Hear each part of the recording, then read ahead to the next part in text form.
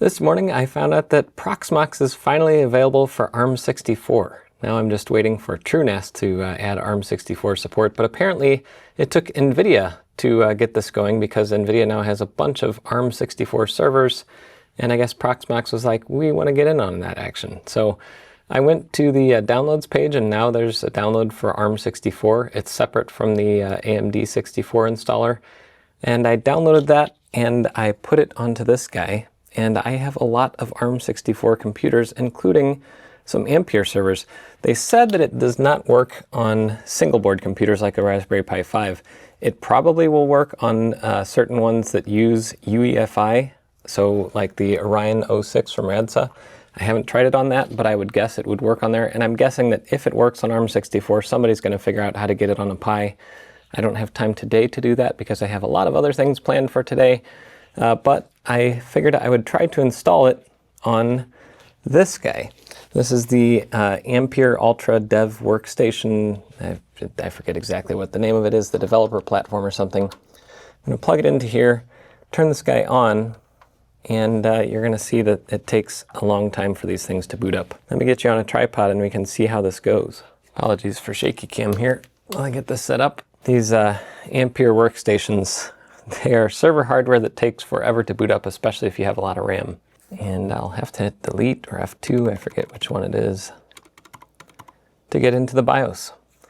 Because that is the big differentiator here. The Raspberry Pi has a device tree based setup where basically every image has to be customized for the board, which is why not every Linux distro supports the Raspberry Pi. These servers have ACPI and UEFI, so it has like a normal bootloader sequence that you'd find on like x86. So you don't have to target specific hardware with your OS distributions. So I think that's why Proxmox is only guaranteeing its support for things like the NVIDIA Grace Hopper system, or they didn't name these the Ampere Ultra, but they should work on these. We'll see. I am getting nothing at all.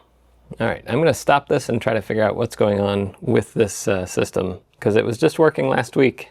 Okay, well, 10 minutes. 10 minutes it took to get to here. This is an Ubuntu install, and I was using this computer for testing Houdini, so I'm just going to shut her down, and we're going to try this again. It takes a while if you've had it powered off for more than a few days.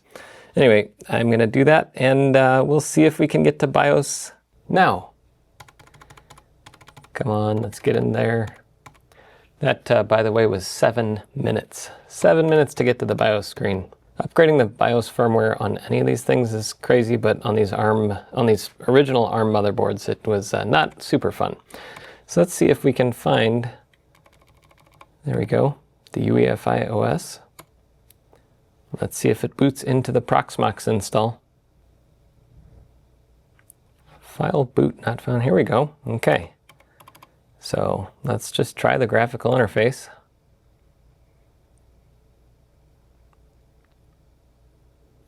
This is so much simpler than using Pimox, which was always stuck a bit outdated and was never official. But it looks like we might be able to just install here, and let's see. And we do have a graphical environment. Everything seems to be working. Chicago.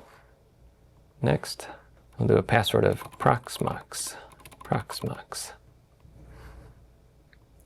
Okay, Proxmox 9. Proxmox 9.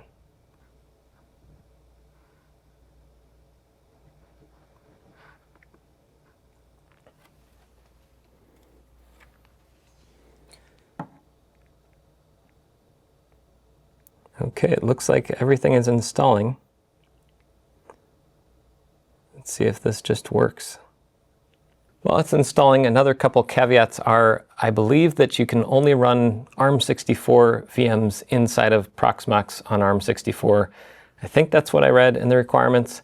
I could be wrong, correct me in the comments. I don't know, I have an NVIDIA graphics card installed in here. I don't know if that'll pass through correctly. It should, because that's just the way that computers work, but I'm not sure. It says that install was successful, so let's do the reboot. So it'll automatically do it. I'll be back in approximately 7 minutes. Okay, we're booted up and I have it connected to the network, so I'm going to go over to my other computer and see if I can get to the UI. Okay, it said port 8006. Let's try that out and visit. Yep. Here we are. And I totally forget what my username and password were. It was Proxmox, what was it? Proxmox9 and admin, maybe? Maybe it's not admin. Maybe it's root and then Proxmox9. Okay, there we go. I don't have a subscription, that's okay, and it looks like things are working here. Okay, let's go. I want to try to upload. So let's see, I think I have an Ubuntu ARM image somewhere in here. There goes the HVAC, sorry about that. Let's see, we have ARM64 desktop 2604. Let's do server. Just to be safe, let's do the 24 server, because that's on this particular system I've had some trouble with Ubuntu 26. I don't know why, but yeah, we'll just do this one. Okay, and upload.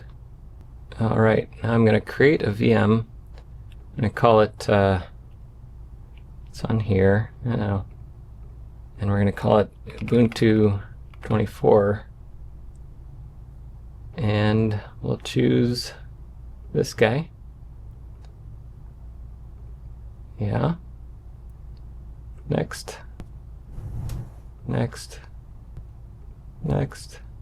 We'll give it 16 cores of CPU. Next. We'll give it 32 gigs of RAM. And we'll bridge it over this. Next. Finish. Okay, now we have this VM, and I'm going to go ahead and hit start, and we'll see if this works. So it opened up into here. Let's switch over to this guy. Okay. So now we're in the console, and I'm going to try installing Ubuntu. Here we are, Ubuntu 2404 server. And let's go through the installer. And because of the window sizing here, the buttons are actually hidden down below. I had to resize this so I can record it in OBS. So that's why you're not seeing the buttons down here. They're down there. Let's see if I just resize this. There we go. Okay, well, I could just do that. Add some black bars here. Use the entire disk. Done.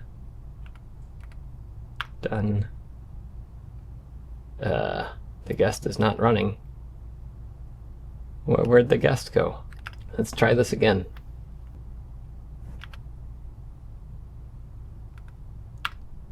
Okay.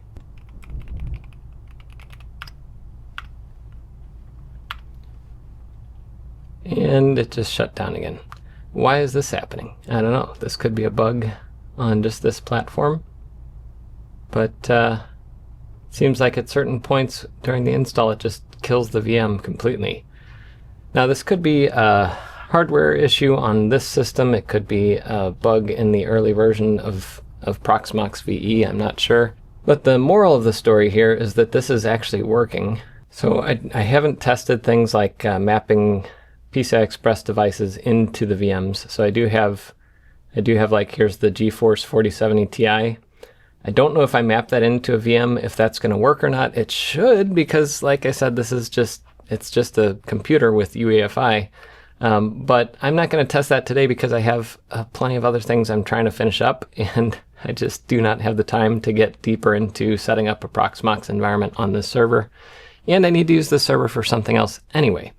So yeah, I think the cool part of this is Proxmox is now officially running on ARM. This is an ARM v8 platform. This is not ARM v9 like the NVIDIA servers or like newer Macs.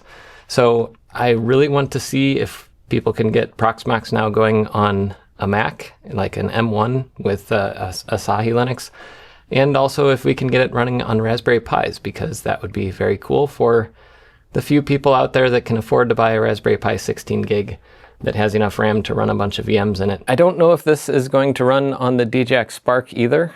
That's something that I think other people can test and check. But if it does, that would be amazing. Those are not a good value for like a home lab server for general server purposes. They're more geared towards AI stuff, but yeah, I mean, more hardware being able to run Proxmox is always a good thing.